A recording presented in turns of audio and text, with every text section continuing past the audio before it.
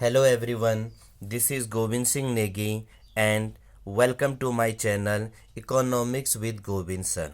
So student, today we are going to discuss the new subtopics of Indian economic development, that is rural development, and what are its challenges and about rural credit. तो आज हम पढ़ेंगे rural development के बारे में। ये नाम आपने काफ़ी बार सुन रखा होगा, rural development rural development rural development, लेकिन ये होता क्या है, इसी टॉपिक्स को आज हम आगे डिस्कस करने वाले हैं। रूरल डेवलपमेंट को सिंपल मीनिंग में हम बोलेंगे ग्रामीण विकास, हिंदी के मीनिंग में बोलेंगे दैट इज कॉल्ड ग्रामीण विकास। ग्रामीण मतलब हो गया गांव, तो ऐसा डेवलपमेंट जहाँ पर गांव का विकास की बात करते हैं उसे हमने बोला हुआ है रूरल डेवलपमेंट।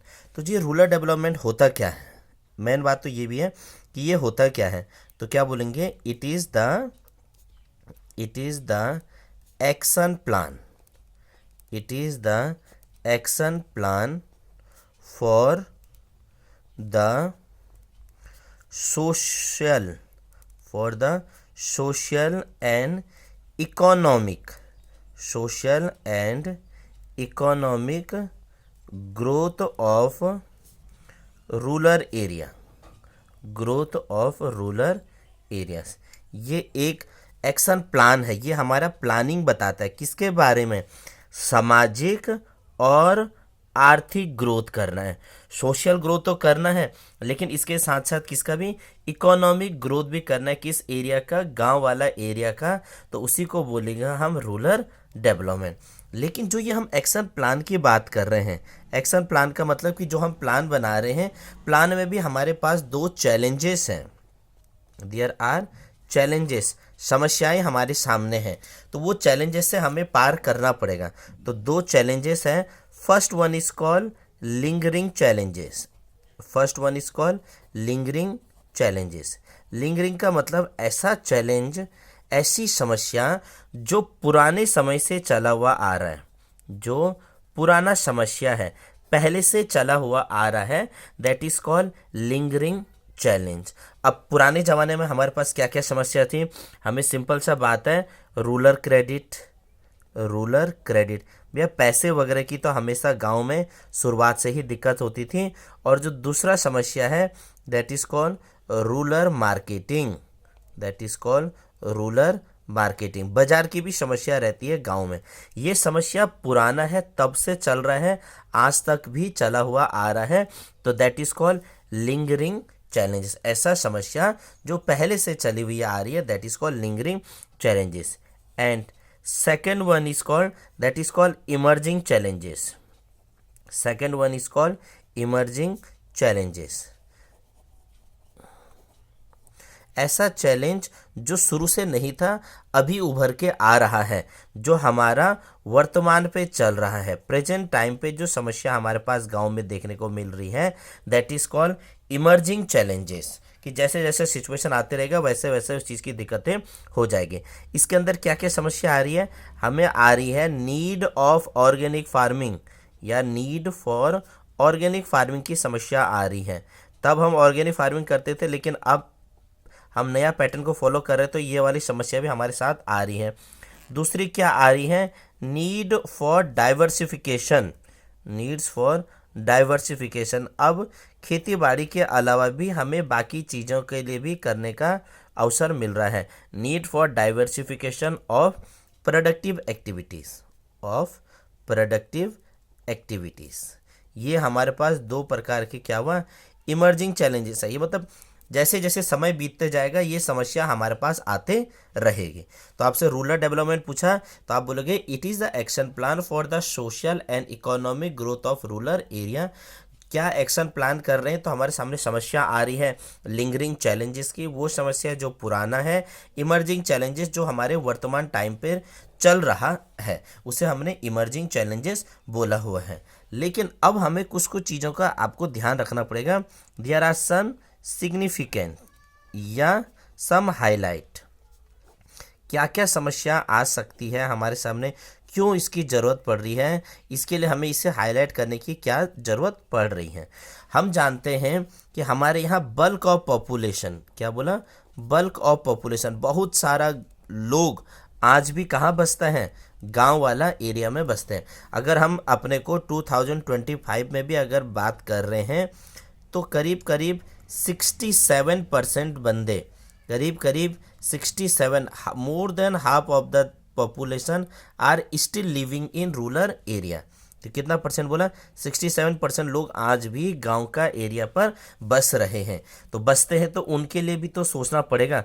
जब हम डेवलपमेंट की बात करते हैं, भारतीय अर्थव्यवस्था में विकास की बात करते हैं, तो डेवलपमेंट किसका होता है, development it is an overall development की बात करते हैं।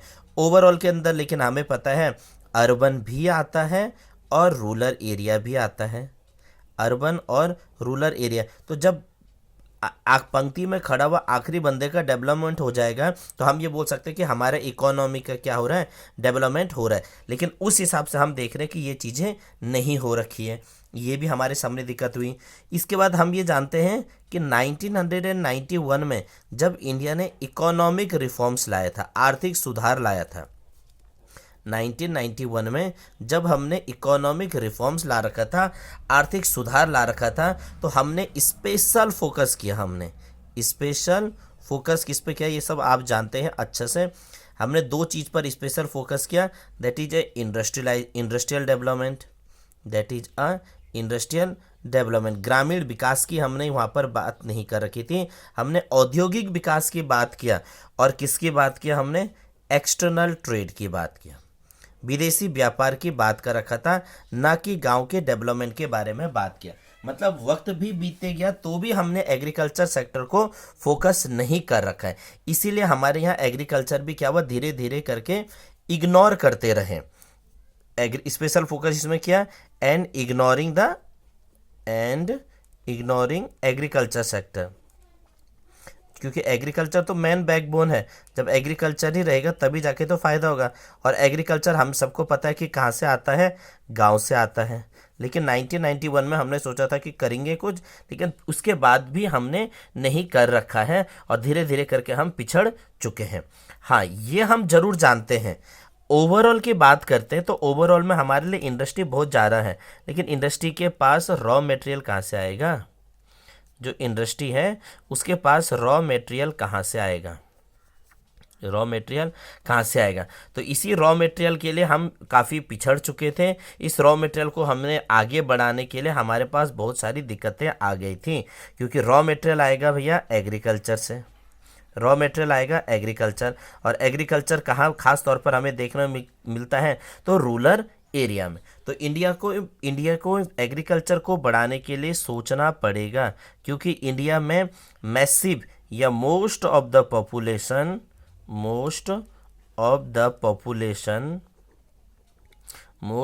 पॉपुलेशन क्या है, आज भी डायरेक्टली या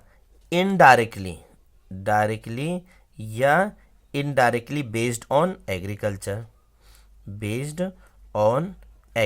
डायरेक्टली या इनडायरेक्टली भी भैया एग्रीकल्चर सेक्टर पर बेस्ड है। और हमें पता है हमारी ओवरऑल जीडीपी, हम एक बात बोल रहे हैं, ओवरऑल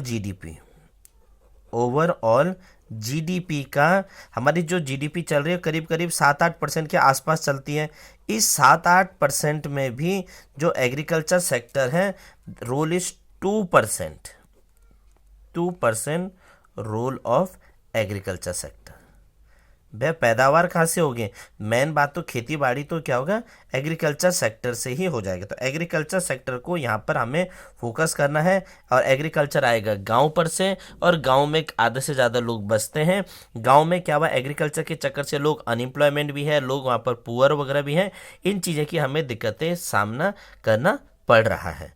तो अब हम कोशिश करेंगे कि एग्रीकल्चर को फोकस किया जाए, आगे बढ़ा दिया जाए, इकोनॉमी को ढंग से ला दिया जाए, तो इससे हमारा क्या हो जाएगा, रूरल का भी अपना भी डेवलपमेंट बन जाएगा। तो इसी से हम पढ़ेंगे सोर्सेस ऑफ रूरल क्रेडिट। अब ये जो क्रेडिट है गांव के डेवलपमेंट के लिए चाहिए भाई हमें क्रेडिट, और गांव के डेवलपमेंट के लिए चाहिए हमें मार्केटिंग, बाजार भी चाहिए और क्रेडिट भी चाहिए, जिससे हम क्या करेंगे, देश का आसानी से डेवलपमेंट कर सकते हैं। तो नेक्स्ट पार्ट के वीडियो में हम रूरल क्रेडिट के बारे में पढ़ाएंगे। तब तक के लिए थैंक यू।